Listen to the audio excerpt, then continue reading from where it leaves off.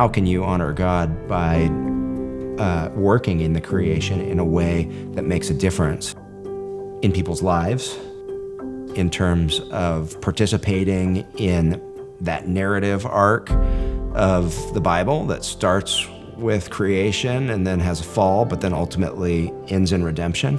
How can you participate in that narrative arc? So those were the kinds of things that I started thinking about after I realized I didn't have to be a missionary to be of service to God. And that, like I said, it was completely liberating for me. And so it was what allowed me to get to the point where a burger restaurant sounded like a really good idea. You know? One thing that was a very difficult choice for me was at one point after I had started the restaurants, I really didn't want to use high fructose corn syrup sodas.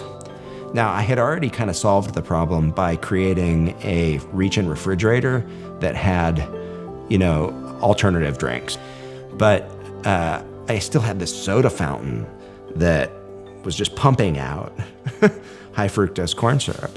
And without profitability, I'm not going to be able to serve people organic grass-fed burgers, because you have to subsidize to a certain extent from the soda machine. You have to subsidize the cost of the beef.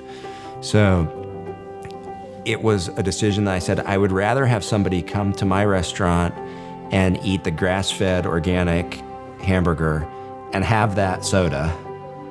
That's better than them going to a competitor and having that soda plus a commodity animal that was sick when they slaughtered it. I had this balancing act I had to do between recognizing that the world I live in is not perfect, but also taking steps toward what was good and what would be right in God's sight as I read it.